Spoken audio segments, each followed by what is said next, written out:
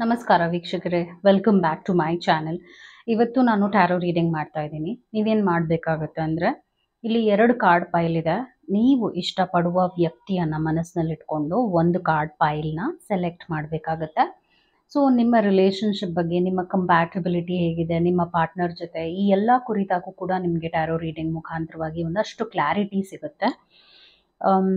ನೀವೇನಾದರೂ ಚಾನಲ್ನ ಸಬ್ಸ್ಕ್ರೈಬ್ ಮಾಡ್ಕೊಳ್ಳಿಲ್ಲ ಅಂದರೆ ದಯವಿಟ್ಟು ಸಬ್ಸ್ಕ್ರೈಬ್ ಮಾಡ್ಕೊಳ್ಳಿ. ಬಿಕಾಸ್ ನಿಮಗೆ ಹೊಸ ವೀಡಿಯೋಸ್ ಹಾಕಿದಾಗ ನೋಟಿಫೈಡ್ ಆಗುತ್ತೆ ಹಾಗೂ ನೀವು ನೋಡ್ಬೋದು, ಯಾವುದನ್ನು ಮಿಸ್ ಮಾಡಲ್ಲ. ಬೇಸಿಕ್ಲಿ ನೀವೇನಾದರೂ ಕೌನ್ಸಿಲಿಂಗ್ ತೊಗೋಬೇಕು ಅಂತಿದ್ದೀರಾ, ಟ್ಯಾರೋ ರೀಡಿಂಗ್ ಸೆಷನ್ ತೊಗೋಬೇಕು ಅಂತ ಇದ್ದೀರಾ ಅಂದರೆ ಡಿಸ್ಕ್ರಿಪ್ಷನಲ್ಲಿ ಕೊಟ್ಟಿರುವ ನಂಬರ್ಗೆ ಕಾಲ್ ಮಾಡಿ ಅಪಾಯಿಂಟ್ಮೆಂಟ್ನ ಪಡಿಬೇಕಾಗುತ್ತೆ. ಒಂದು ಫೋನ್ ಮುಖಾಂತರನಾದರೂ ತೊಗೋಬೋದು ಅಥವಾ ನೀವು ಆಫೀಸ್ಗಾದರೂ ಬಂದು ಪಡಿಬಹುದು. ನಿಮಗೆ ಅನುಕೂಲ ಹೇಗಿದೆ ಹಾಗೆ ಮಾಡಿ.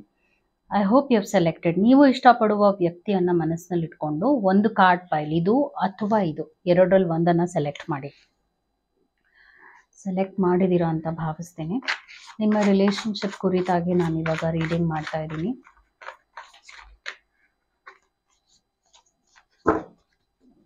ನೀವು ಇಷ್ಟಪಡುವ ವ್ಯಕ್ತಿ ಜೊತೆ ಹೇಗಿದೆ, ನಿಮಗೇನು ಬೇಕಾಗಿದೆ ರಿಲೇಷನ್ಶಿಪ್ನಲ್ಲಿ, ಯೋರ್ ವಾಂಟ್ಸ್ ಹಾಗೂ ಅವ್ರಿಗೇನು ಬೇಕಾಗಿದೆ ರಿಲೇಷನ್ಶಿಪ್, ಅವ್ರ ವಾಂಟ್ಸ್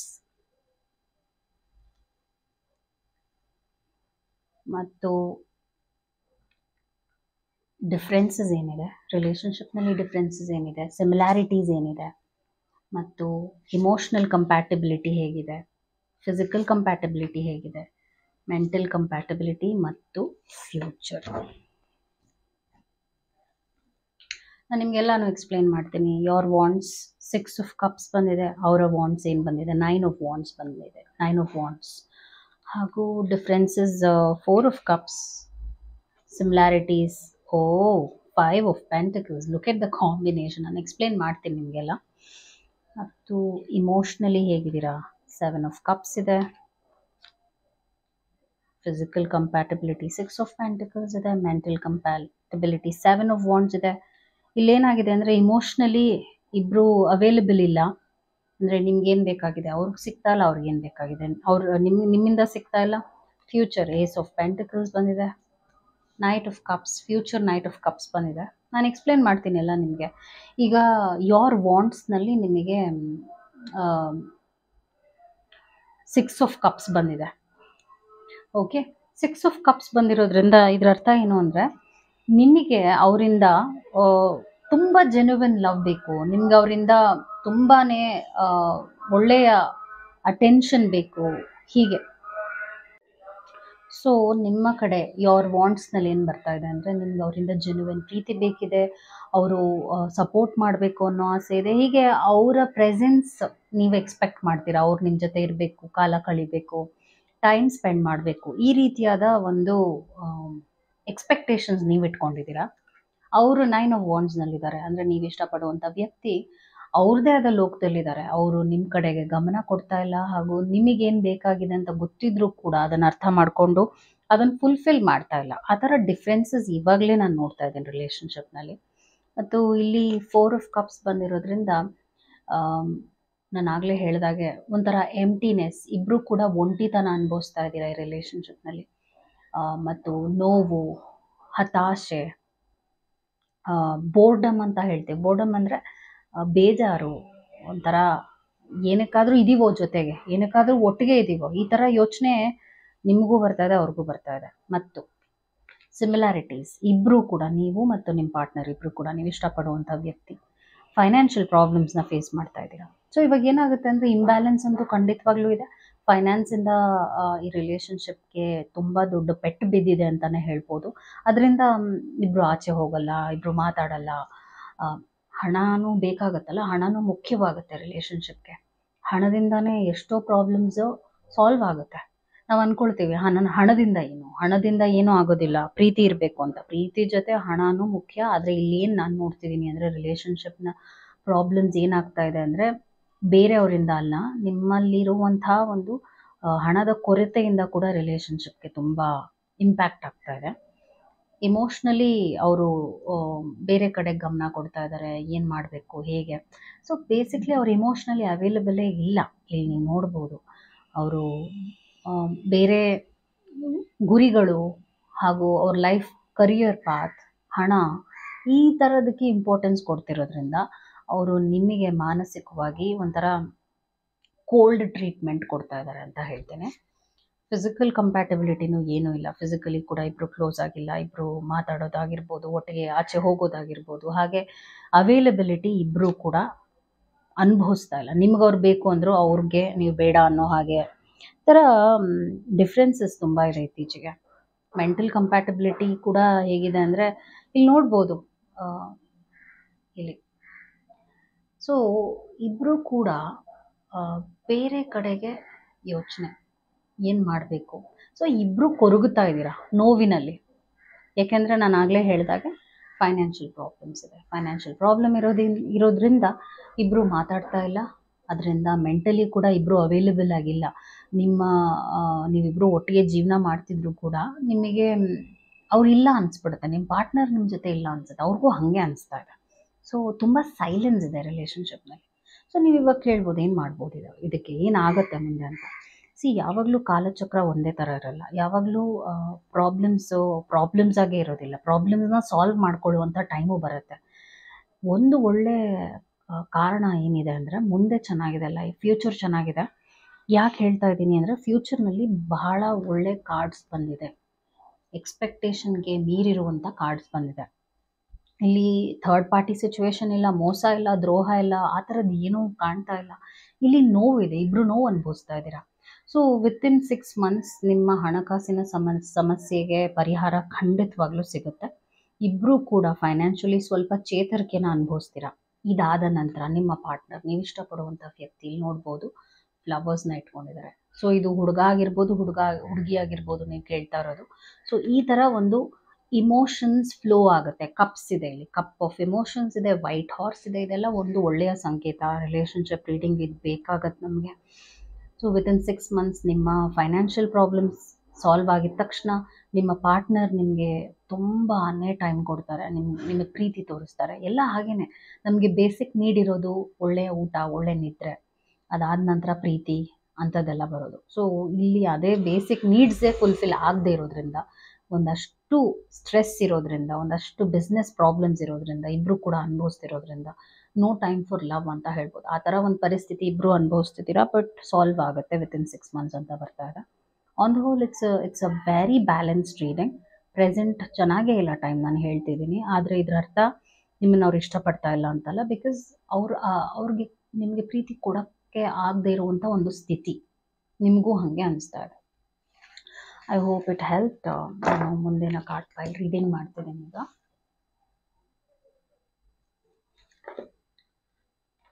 ಸೊ ಈ ಒಂದು ಕಾರ್ಡ್ ಫೈಲ್ ಯಾರು ಸೆಲೆಕ್ಟ್ ಮಾಡಿದ್ದಾರೆ ಅವರ ರೀಡಿಂಗ್ ಮಾಡ್ತಾ ಇದ್ದೀನಿ. ನಿಮ್ಮ ರಿಲೇಷನ್ಶಿಪ್ ಹೇಗಿರುತ್ತೆ, ಮುಂದೆ ಹೇಗಾಗುತ್ತೆ, ಏನಾಗುತ್ತೆ, ಬೇಸಿಕ್ಲಿ ನೀವು ಇಷ್ಟಪಡುವ ವ್ಯಕ್ತಿ ಜೊತೆ ನಿಮ್ಮ ರಿಲೇಷನ್ಶಿಪ್ ಹೇಗಿದೆ, ನಿಮ್ಮ ವಾಂಟ್ಸ್, ನಿಮ್ಗೇನು ಬೇಕಾಗಿದೆ, ಅವರ ವಾಂಟ್ಸ್, ಅವ್ರಿಗೇನು ಬೇಕಾಗಿದೆ ರಿಲೇಷನ್ಶಿಪ್ನಲ್ಲಿ, ಡಿಫ್ರೆನ್ಸಸ್ ಏನಿದೆ, ಸಿಮಿಲ್ಯಾರಿಟೀಸ್ ಏನಿದೆ, ಇಮೋಷ್ನಲಿ ಇಬ್ಬರೂ ಕೂಡ ಹೇಗಿದ್ದೀರಾ, ಫಿಸಿಕಲಿ ರಿಲೇಷನ್ಶಿಪ್ ಹೇಗಿದೆ, ಮೆಂಟಲಿ ರಿಲೇಷನ್ಶಿಪ್ ಹೇಗಿದೆ, ಮತ್ತು ಫ್ಯೂಚರ್ ಕಾರ್ಡ್, ಫ್ಯೂಚರ್ ಹೇಗಿರುತ್ತೆ. ನಾನು ನಿಮಗೆಲ್ಲ ಎಕ್ಸ್ಪ್ಲೇನ್ ಮಾಡ್ತೀನಿ. ನಿಮ್ಮ ವಾಂಟ್ಸ್ ಏನು ಬರ್ತಾ ಇದೆ. This is a beautiful card because ಇಲ್ಲಿ ವಿಂಗ್ಸ್ ಇದೆ, ವೈಟ್ ವಿಂಗ್ಸ್ ಇದೆ. ಮತ್ತು ಮಲ್ಲಿಕಾ of swords, knight of swords ಅಂತ ಹೇಳ್ಬೋದು. Queen of swords it is. Okay, 7 of cups ಬಂದಿದೆ, 10 of pentacles ಬಂದಿದೆ. ಡಿಫ್ರೆನ್ಸಸ್, ಹಣಕಾಸಿನ ವಿಚಾರವಾಗಿ ಇಬ್ರಿಗೂ ಕೂಡ ಒಂದಷ್ಟು ಗೊಂದಲಗಳು ಹಾಗೂ ಪ್ರಾಬ್ಲಮ್ಸ್ ಇದೆ. ಸಿಮಿಲ್ಯಾರಿಟೀಸ್, 6 of cups ಬಂದಿದೆ. ಇಂಟ್ರೆಸ್ಟಿಂಗ್. ನಾನು ಎಕ್ಸ್ಪ್ಲೇನ್ ಮಾಡ್ತೀನಿ ನಿಮಗೆಲ್ಲ. ವಾವ್, ಎಂಪ್ರೆಸ್ ಬಂದಿದೆ. ಫಿಸಿಕಲ್ ಕಂಪ್ಯಾಟಬಿಲಿಟಿ ತುಂಬ ಚೆನ್ನಾಗಿದೆ. ನಿಮ್ಮ ಮತ್ತು ನಿಮ್ಮ ಪರ್ಸನ್ ಆಫ್ ಇಂಟ್ರೆಸ್ಟ್, ನೀವು ಇಷ್ಟಪಡುವಂಥ ವ್ಯಕ್ತಿ ಜೊತೆ ಒಂದು ಫಿಸಿಕಲ್ ಕಂಪ್ಯಾಟಬಿಲಿಟಿ, ಇಬ್ಬರು ಕೂಡ ಹೊಂದಾಣಿಕೆ ಆಗ್ತೀರಾ ತುಂಬ ಚೆನ್ನಾಗಿ. ಬರ್ನಿಂಗ್ ಟವರ್ ಬಂದಿದೆ. ಮೆಂಟಲಿ ಓಕೆ, ಮೆಂಟಲಿ ಇಬ್ಬರು ಅವೈಲೇಬಲ್ ಇಲ್ಲ. ಓಕೆ, ಯೋಚನೆಗಳಲ್ಲಿ ಮುಳುಗಿದ್ದೀರಾ. ತುಂಬ ಪ್ರಾಬ್ಲಮ್ಸ್ ಇದೆ, ಇಬ್ಬರು ಪ್ರಾಬ್ಲಮ್ಸ್ನ ಅನುಭವಿಸಿದ್ದಾರೆ. 10 ಆಫ್ ವಾಂಡ್ಸ್ ಬಂದ್ಬಿಟ್ಟಿದೆ. ಓ ಸ್ಟಾರ್, ಸನ್ ಬಂದಿದೆ, ಸ್ಟಾರ್ ಬಂದಿದೆ.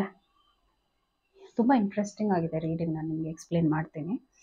ಸೊ ಇಲ್ಲಿ ನಿಮಗೇನು ಬೇಕಿದೆ, ನಿಮ್ಮ ವಾಂಟ್ಸ್ ಏನಾಗಿದೆ? ಆ್ಯಕ್ಟಿವ್ ಆಗಿರಬೇಕು, ಓಡಾಡಬೇಕು, ಆಚೆ ಹೋಗಬೇಕು, ಫ್ರೀಡಮ್ ಇಲ್ಲ ಅನ್ಸುತ್ತೆ ನಿಮಗೆ. ನಿಮ್ಮ ರಿಲೇಷನ್ಶಿಪ್ನಲ್ಲಿ ನಿಮಗೆ ಫ್ರೀಡಮ್ ಇಲ್ಲ ಅನ್ನಿಸ್ತಾ ಇದೆ.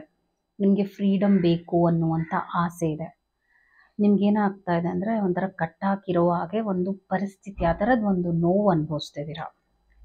ಅವ್ರಿಗೇನು ಬೇಕಾಗಿದೆ, ಅವ್ರಿಗೆ ನಿಮ್ಮ ಪಾರ್ಟ್ನರ್ಗೆ ಏನು ಬೇಕಾಗಿದೆ ಅಂದರೆ ಲೈಫ್ನಲ್ಲಿ ಏನೋ ದೊಡ್ಡ ಸಾಧನೆ ಮಾಡಬೇಕು, ತುಂಬಾ ಹಣ, ಯಶಸ್ಸು, ಈ ಥರ ಎಲ್ಲ ಅವರು ಚೇಸ್ ಮಾಡ್ತಾ ಇದ್ದಾರೆ.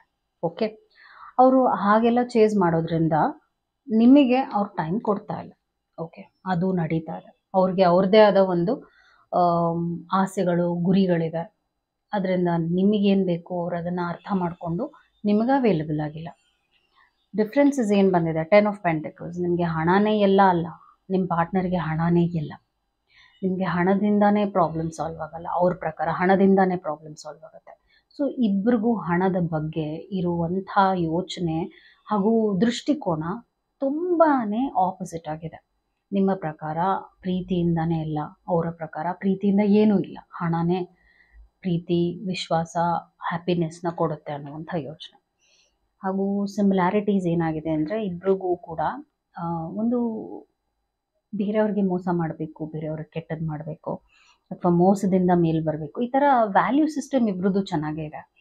ಇಬ್ರಿಗೂ ಕೂಡ ಏನೋ ಕೆಟ್ಟದ್ದು ಮಾಡಿ ಮೇಲ್ ಬರಬೇಕು ಆ ಥರ ಯೋಚನೆಗಳಿಲ್ಲ. ಮಾರಲ್ ವ್ಯಾಲ್ಯೂಸ್ ನಿಮಗೂ ನಿಮ್ಮ ಪಾರ್ಟ್ನರ್ಗೂ ತುಂಬ ಚೆನ್ನಾಗಿದೆ. ಮತ್ತು ಇಮೋಷ್ನಲ್ ಕಂಪ್ಯಾಟಬಿಲಿಟಿ ಹೇಗಿದೆ ನಿಮ್ಮ ಮತ್ತು ನಿಮ್ಮ ಪಾರ್ಟ್ನರ್ದು?